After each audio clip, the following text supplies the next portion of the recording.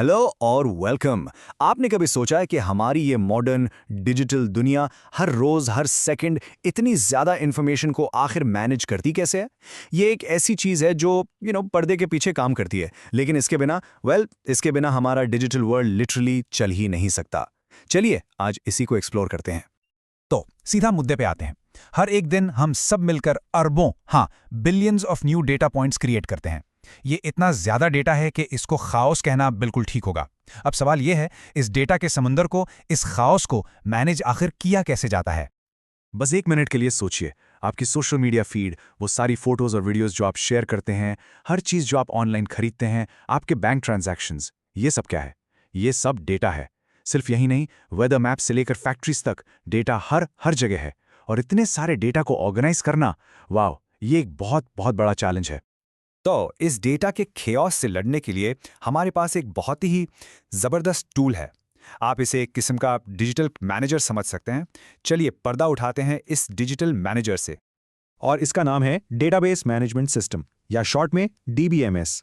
अब इसकी डेफिनेशन बिल्कुल सिंपल है। ये एक कंप्यूटराइज सिस्टम है जो हम जैसे यूजर्स को एक डेटाबेस बनाने और फिर उसे ठीक से मेंटेन करने में मदद देता है। बेसिकली ये वो जादूगर है जो इस सारे केओस को एक साफ सुथरे ऑर्डर में बदल देता है। ठीक है, तो ये डीबीएमएस आखिर करता क्या है?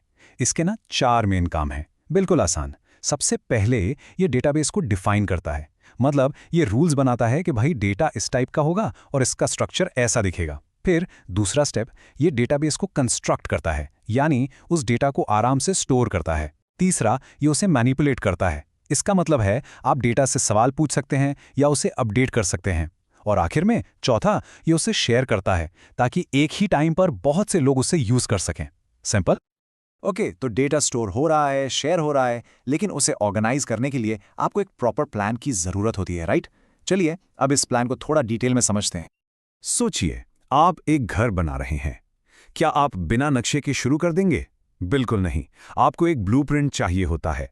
बिल्कुल इसी तरह डेटाबेस को ऑर्डर में लाने के लिए भी एक प्लान, एक ब्लूप्रिंट चाहिए। और टेक की दुनिया में इस ब्लूप्रिंट को हम कहते हैं स्कीमा।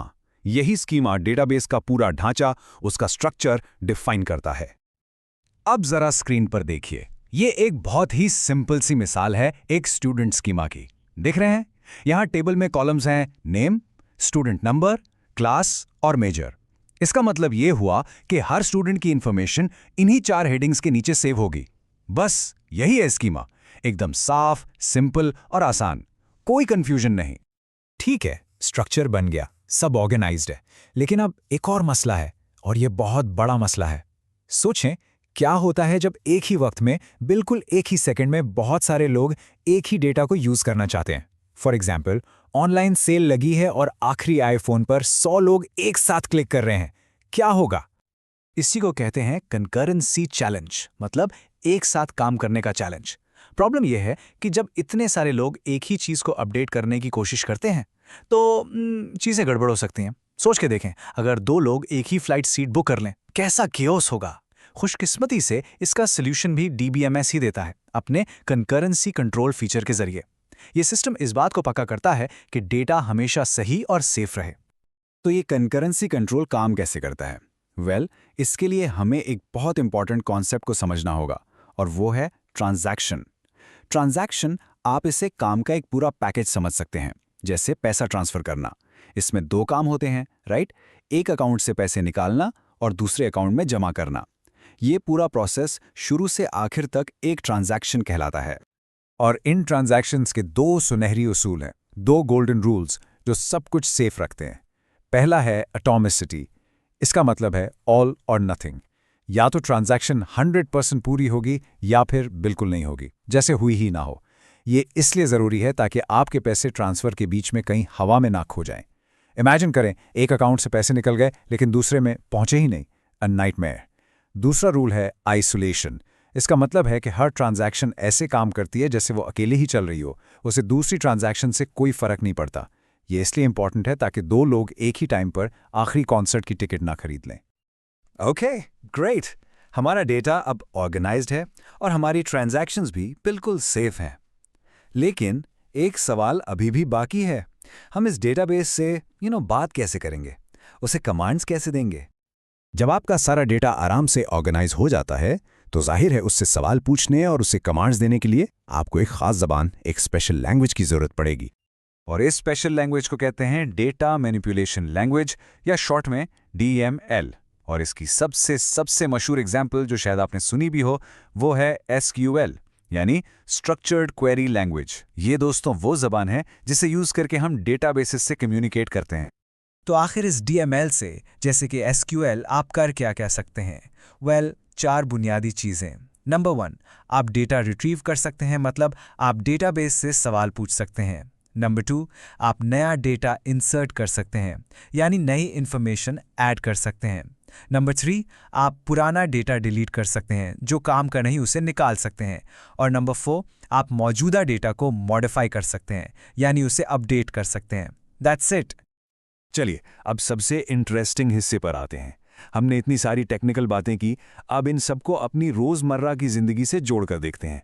आप हैरान रह जाएंगे कि डेटाबेसेस हमारी दुनिया में कहां-कहां इस्तेमाल हो रहे हैं। सबसे पहली एग्जाम्पल, सोशल मीडिया। आपकी फेसबुक, इंस्टाग्राम, ट्विटर, इन सब प्लेटफॉर्म पर जो अरबों पोस्ट, इमेजेस और कनेक्शंस हैं, उन सबको कौन मैनेज कर रहा है? जी हां, बड़े-बड़े पावरफुल डेटाबेसेस। फिर आती है बैंकिंग। सोचें, हर दिन, हर सेकंड पूरी दुनिया में लाखों फाइनेंशियल ट्रांजैक्शंस हो रही हैं। इन सबको आराम से और बिल्कुल सेफली प्रोसेस करना, ये सब डेटाबेसेस के बिना नामुमकिन है, लिटरली नामुमकिन। और ऑनलाइन शॉपिंग कौन नहीं करता? ई-कॉमर्स। जब भी आप ऑनलाइन कुछ खरीदते हैं तो पीछे क्या हो रहा होता है? इन्वेंट्री ट्रैक हो रही है, आपके ऑर्डर्स मैनेज हो रहे हैं, पेमेंट्स प्रोसेस हो रही हैं, ये सारा काम डेटाबेसेस ही कर रहे होते हैं। ये सिर्फ शॉपिंग और सोशल मीडिया तक नहीं है। जियोग्राफिक इंफॉर्मेशन सिस्टम्स यानी GIS को ले लें। Google Maps, weather forecast, satellite से ली गई तस्वीरें, इस सारे कॉम्प्लेक्स डेटा को स्टोर और एनालाइज करने के लिए भी डेटाबेसेस ही इस्तेमाल होते हैं। और आखिर में एक और एग्जाम्पल, मैन्युफैक्चरिंग।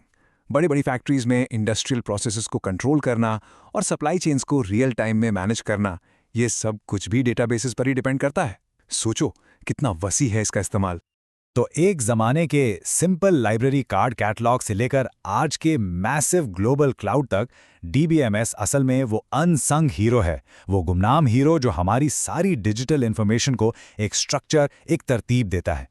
सीरियसली, इसके बिना हमारा डिजिटल वर्ल्ड सिर्फ डेटा का एक बेतरतीब, बेलगाम समंदर होता। तो हमने देखा कि हमारी पूरी की पूरी डिजिटल दुनिया इन्हीं डेटा ब्लूप्रिंट्स यानी इन स्कीमास पर खड़ी है। अब जाते जाते मैं आपके लिए एक आखिरी और शायद सबसे अहम सवाल छोड़कर जा रहा हूं। ये फैसला आखिर किसको करना चाहिए कि इन बुनियादी ब्लूप्रिंट्स को कैसे डिजाइन किया जाए? इस पर जरूर सोचिएगा। अगले एक्सप्लेनर तक के लिए इजाजत दीजिए।